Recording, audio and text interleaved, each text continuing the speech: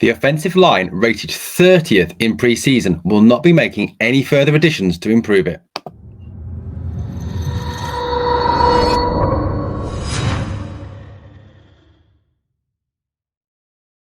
Hello, Steeler Nation, and welcome to your latest episode of your Pittsburgh Steelers Syndicate with me, your host, Britsburgh, Owen, speaking to you here in the UK. Well, guys, it's been a phenomenal week for the Syndicate. Fantastic viewing numbers, fantastic subs. Thank you so much to everyone who's come on board. Let's keep this rolling, guys. Let's keep on building the Syndicate into what we know it is, the best channel out there on your Pittsburgh Steelers. Mark and I are so grateful for all your support. Thank you again. Well, today it was revealed that the Pittsburgh Steelers will not be adding any further players to the offensive line. And the 9 players that are currently on the depth chart will be the 9 players that roll into week 1 in Cincinnati. No further additions. So it indicates that they are happy to run with the present offensive line, even though this line was rated 30th in the preseason. I suppose one positive is there's 2 lines worse than ours. God, they must be bad if they're worse than our line. Now, the Steelers really struggled in the preseason with their offensive line. In particular, this man here, Kendrick Green, really did stink the joint out. Green, whose technique looks poor, his footwork is wrong, his balance, his hand placement, and back playing his natural position, he seems to be really out of his depth. It is to be hoped that Pat Mayer and Isaac Williams can certainly work their magic on him and get him up to somewhere near to being at least a decent backup left guard to Kevin Dotson. Well, with it been announced that there's no further additions, this is, for me, very concerning, as this line does not look very, very good. It does not look like a line that will be able to protect the quarterback to any sufficient level or to be able to open enough running lanes for Najee Harris to excel. The one addition that was made, however, is the addition of Jesse Davis. Jesse Davis, former Miami Dolphin and Minnesota Viking. Now, Davis spent a large part of his career in Miami, where he played a number of seasons. However, he went to the Vikings, but was immediately cut by the Vikings, as they did not see him as being good enough for their offensive line. Jesse Davis is someone who has struggled throughout his career as an offensive lineman. Despite the fact that he can play tackle and guard, he's certainly rated as being a really good guy, but not a great offensive lineman. In his final season in Miami, Davis gave up 120 quarterback pressures and 8 sacks on Tua, Jacoby Brissett, and various other quarterbacks the Dolphins went out with. Not the best record, especially if you consider that people thought Dan Moore didn't have a good season, giving up 7 sacks last season and over 100 pressures, but still less than the 120 that Jesse Davis gave up. I, for one, am not hopeful that this guy is going to do anything that is going to help or assist the Steelers line. My personal opinion was that the Steelers should really go for someone who is a starter quality. Davis is certainly not starter quality.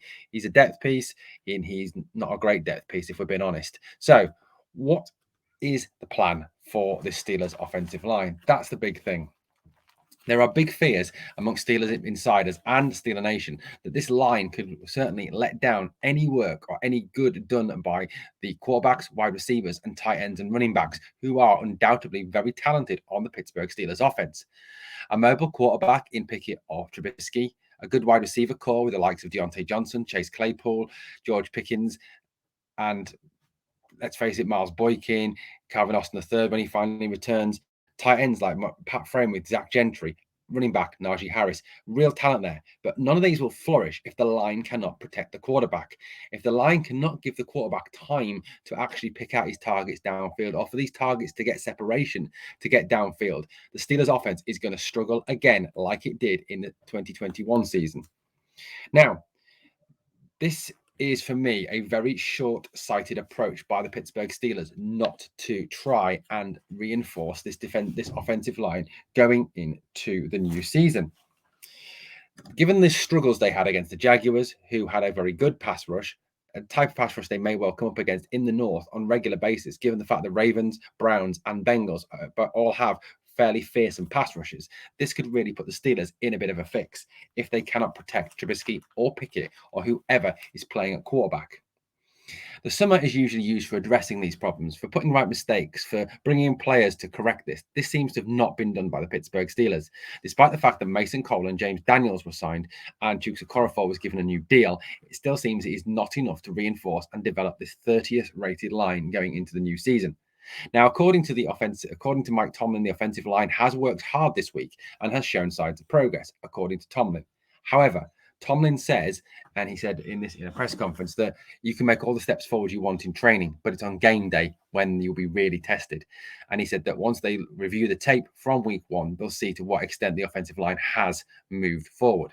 If we look at the line depth the Steelers go into this year with, left tackle Dan Moore and Jesse Davis, left guard Kevin Dotson and Kendrick Green, centers Mason Cole, JC Hassenauer, right guard James Daniels, right tackle Chukuma of Korafor, and Trent Scott, who was brought back onto the team after Calvin Austin III was moved to injured reserve.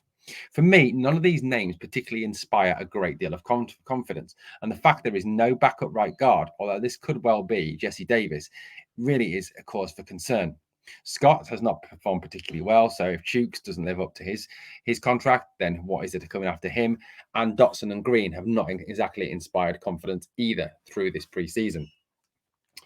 The offensive line, however, is very young. 26 is the age of the oldest player on the line, that being Mason Cole, the center who the Steelers got from the Minnesota Vikings. Also, the line have gone through a lot of unsettled times, having had 3 coaches in 3 years. Sean Surratt, Adrian Clem, I suppose technically Chris Morgan, and now Pat Mayer. So very unsettled times. No consistent scheme in place, no consistent technique taught, no consistent of anything taught. So the line is very much in flux. But this is down to the organization to get right. And this is just an excuse, I think. At the end of the day, if they cannot make the right appointments, that is not down to the players, that is not down to the fan base, that is down to the organization. In all the preseason games so far, both Trubisky and Pickett had to run for their lives behind that line. And I firmly believe you could put whoever behind that line, whether it be Russell Wilson, Patrick Mahomes, or Josh Allen, some of the most talented quarterbacks in the AFC, and they're all going to struggle behind that offensive line. Like I said to you at the start, this line was rated 30th in preseason. Not good. Not good at all. Now, obviously, the signing of Jesse Davis I don't think has really helped out at all. Now, there's fears that like I said, the line could really let down this team. But the Steelers have never really invested in the offensive line in recent years. Dan Moore was a 4th-round pick. Kevin Dotson was a 4th-round pick. Mason Cole was a 3rd-round pick by the Cardinals. James Daniels, who was the highest pick, was a round 2 pick, but that was by the Chicago Bears, not the Pittsburgh Steelers. And Daniels so far has not pulled up any trees in this offseason and preseason program. Chooks Okorafor was a 3rd-round pick. To be precise, the last time the Pittsburgh Steelers used high-level picks on the offensive line was in 2012 when they drafted David DeCastro, 2011 when they took Marcus Gilbert, and then in 2010 when they took the iconic, amazing Marquise Pouncey. That was the last time. So it's over 10 years now since the Steelers actually invested real draft capital in their offensive line, which I think is a real cause for concern. Against the Cincinnati Bengals at week 1 on the 11th of September, this line is going to come undercome a lot of pressure. Dislike the Bengals, personally, I hate them, but they have a good defense, and the likes of Trey Hendrickson is going to put this line under an awful lot of pressure. And the likelihood is that Mitch Trubisky may well be running for his life again in this game because the line has not made enough steps forward. I really hope that over the next week, in training, they can really make a step forward, and Pat Mayer can start to show that he is worthy of keeping the offensive line coach's job. Well, guys, let me know what you think about the offensive line. Personally, I think the idea of no further additions, the idea of not bringing any experienced veteran like an Eric Fisher, like an Isaiah Wynn, is a disgrace. Let me know what you think in the comments below. And if you haven't yet subscribed to the Pittsburgh Steelers Syndicate, hit that subscribe and come and join the Pittsburgh Steelers Syndicate family. Thank you for watching, and I'll speak to you again very soon here on the Pittsburgh Steelers Syndicate. Here we go. Steelers, come on!